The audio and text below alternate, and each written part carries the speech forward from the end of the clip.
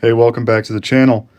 Previously, we talked about the Colt 1873 single-action army revolver, and now we'll go on to another legend of the Old West from the same year, the Winchester. Let's go check it out.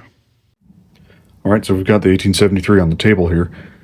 This example is by Uberti, and it's chambered in .45 Colt. Of course, these never were chambered in .45 Colt. Back in the 19th century, they were chambered in a proprietary cartridge like 4440 or 3840 or 3220 and maybe a couple of others from 1873 into the 1880s and so on. Winchester released a few different cartridges with these guns, all kind of designed to be a close range type of deal, maybe 150 yards. However, this rifle improved upon previous iterations of Winchester's guns, like the model 1866, which had a brass frame, and itself built upon the Henry rifle, which was another brass framed gun that didn't have this loading gate in the side. Instead, you would load it from the forward end of the gun. So this rifle, of course, didn't spring out of nowhere, just like the previous Colt revolver that we talked about.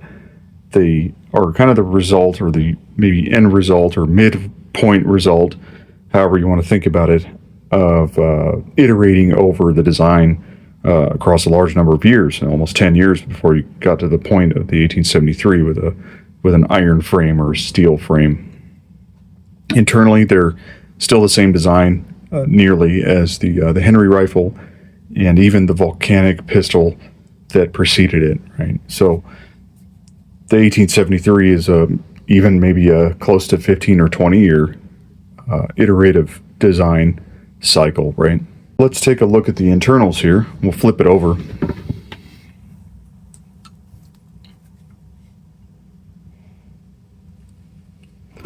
Okay.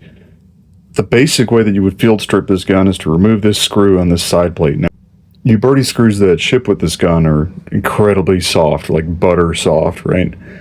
I went and got a hardened screw kit, okay, that comes with the side plate screw, the two on the bottom here, as well as the lever screw. And because those are the ones you're going to remove the most if you take this gun apart enough. Let's say you run some black powder in it and you want to take the entire receiver assembly apart, you can do that. But putting it back together and doing that repetitively can wear out those really soft Uberti screws quickly. So getting a hardened screw set is definitely well worth your time. Now the quickest way to take this down, back to that, I guess, is to remove this screw, which allows you to take the side plate off, and it also holds in the side plate on the other side. And just taking those off exposes most of the major parts of the mechanism. So let me do that. I'll take that plate off and show you what that looks like on the inside. Okay, so I took that screw out from the other side, and in the process of that, the side plate from the opposite side came off, right, which is where the screw actually threads into. And that, as you can see, contains the loading gate spring. Okay, and this little tab here on the end actually holds the last round that's in the magazine in its place. So here's the internals of the gun, and I'll quickly demonstrate how they all work together by just pulling the lever down. You can see that this whole toggle link mechanism kind of folds up, because what you're doing is when you pull the lever down, you're actually pulling this bottom part of the toggle down, and that causes you to pull the bolt back, and this pushes back the firing pin extension, which is kind of this chrome plated piece here or what have you, or maybe in the white steel piece here. They're actually two different parts that are held together with a pin here. It's kind of part of this assembly.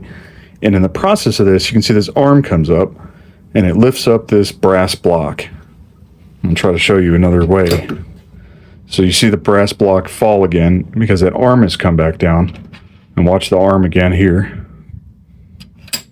So it lifts up right at the extent of the lever throw. So what's going on there is it's lifting a new round out of the magazine, putting it at the level of the barrel, and then when we push it back, the bolt pushes the round into the chamber, and the block lowers down and allows the next round to feed onto it. So it's kind of an interesting mechanism.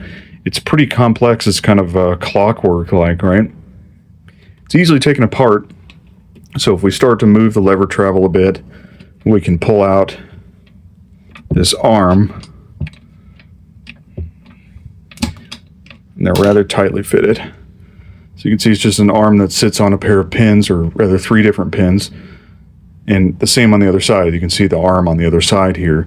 So to take this gun apart, you'll take these pieces out on each side, and then from there you can remove the lever and loosen up these springs here. So these are a pair of flat springs, and they really control the operation of the breech block there and kind of the rest of the gun. And I'll show you that here in just a second, how that works. So it's a little bit difficult to see, but the 2 flat springs on the bottom of the receiver, one of them has to sit on top of a cam on the lever, and the other one on the other side sits on top of the lifter arm, which is in the middle between the 2 springs. So when you put them in the gun, you have to make sure that those 2 springs are sitting on top of where they need to be. And that can be a little bit difficult. Okay, so now we'll just put this linkage back in. And to do that, we'll just line it all up. Oh, and I guess I'll show you this too. This is kind of interesting.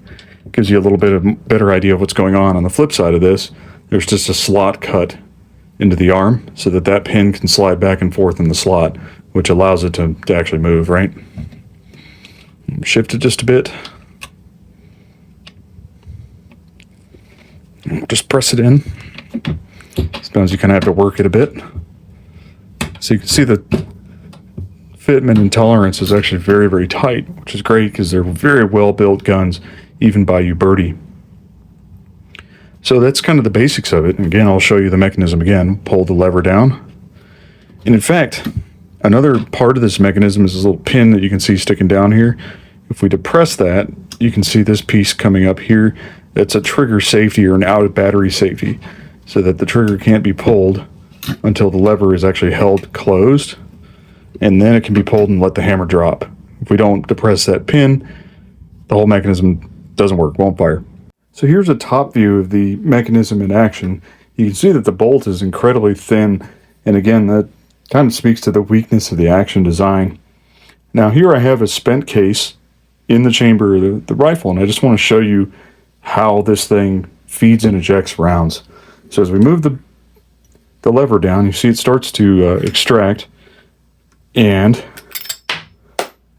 it kind of just lands on top of the carrier here, and that just pushes it out. So when we rack the action quickly, it'll actually launch that shell out quite forcefully.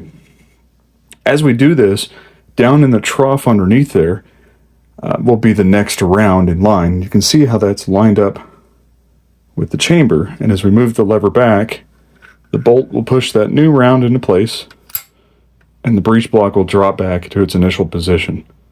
And now that we're done talking about this and kind of going over how the action works, let's actually get it out of the range and do some shooting and see how it performs. So this loads like any other tube-fed action, 1 round at a time, slid through the loading gate here. We'll go ahead and speed things up. That's 10 rounds of 45 Colt.